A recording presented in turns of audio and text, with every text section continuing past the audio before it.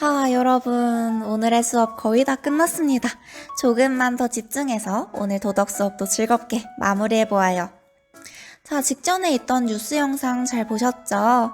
작년 뉴스인데 혹시 작년에 본 친구 있을까요?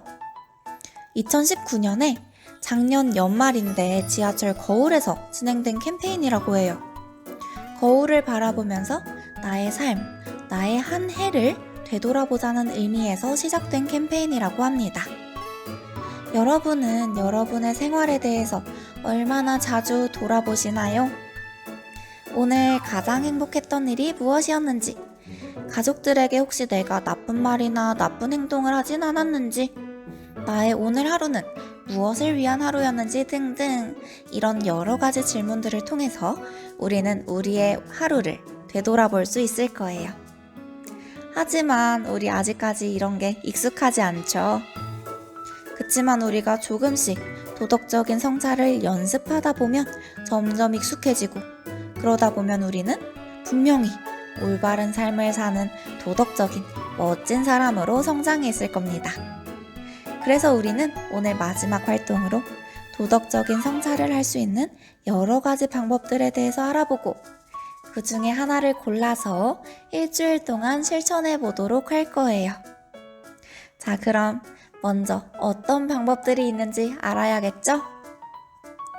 교과서 49쪽을 펴주세요.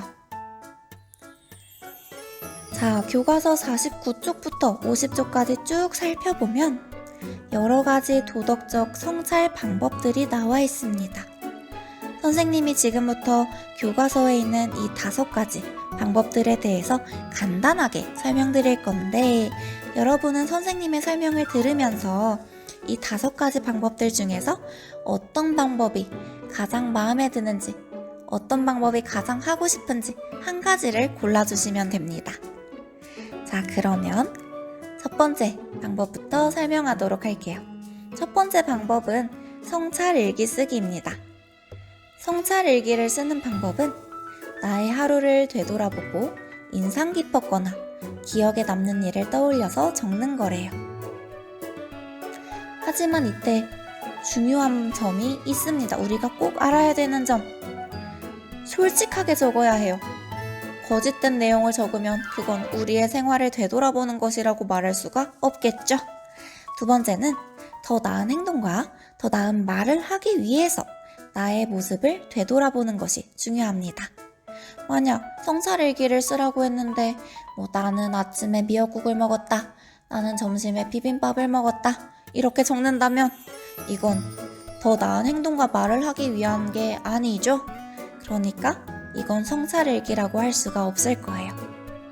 그래서 우리는 성찰일기를 적을 때 솔직하게, 그리고 더 나은 행동과 말을 하기 위해서 되돌아보는 것이 중요합니다. 자, 그럼 두 번째 방법을 볼까요? 속담 또는 격언 활용하기.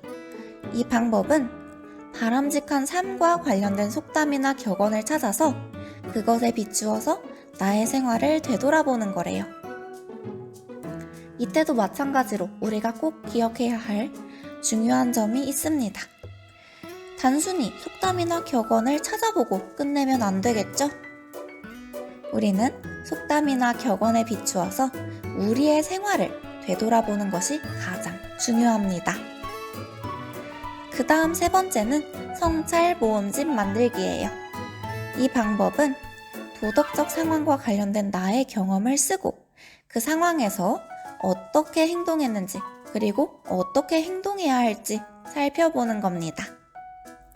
자, 이때 우리는 지금의 나의 행동도 돌아보아야 하지만 그것보다 더 중요한 것은 앞으로 만약에 또 같은 상황이 발생했을 때 어떻게 행동해야 할지, 이것에 대해서 생각하는 것이 가장 중요하다고 해요.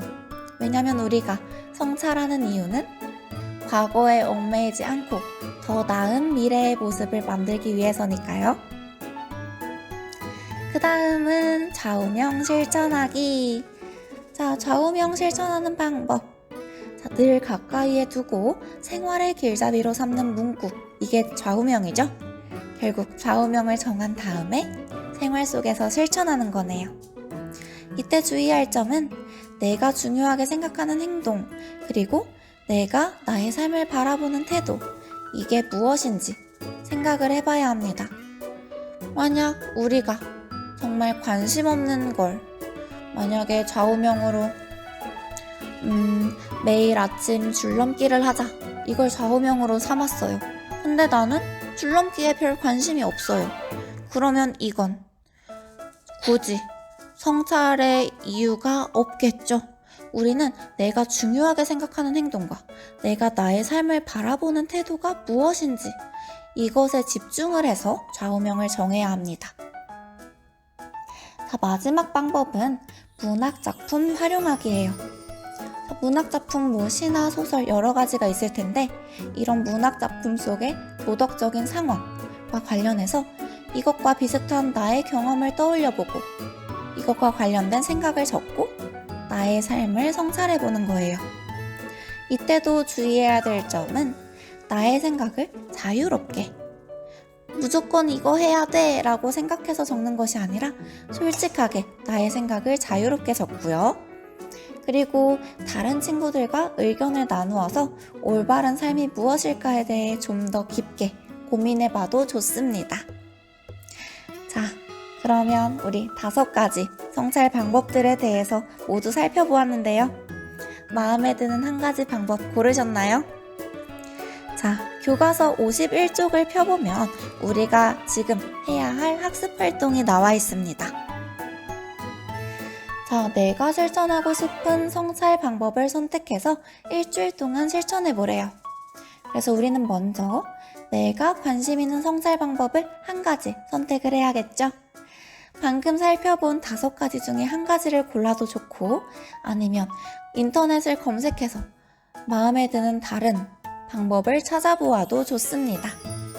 자, 성찰 방법을 한 가지 골랐다면 우리는 어떤 것을 성찰할 것인지 무엇을 성찰하고 싶은지를 정해야 합니다.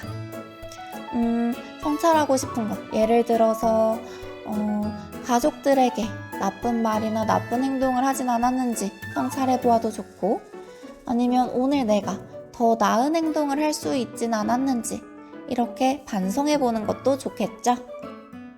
이렇게 2가지를 선택해서 여러분이 자유롭게 일주일 동안 실천해 본 다음에 밑에 있는 편지 쓰기 활동도 꼭 해주시고요.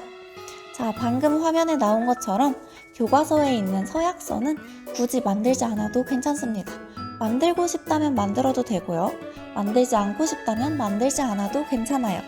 대신에 교과서에 있는 질문 1 그리고 질문 2에 대한 대답은 꼭 교과서에 적어주시길 바랍니다. 방금 말씀드린 대로 51쪽 아래에 있는 편지도 일주일 뒤에 꼭 적어주시고요. 자, 그럼 오늘의 수업은 여기서 모두 마치도록 하겠습니다. 그럼 여러분 일주일 동안 열심히 성찰하고 다시 만나요. 다음 주에 다시 만나요. 안녕.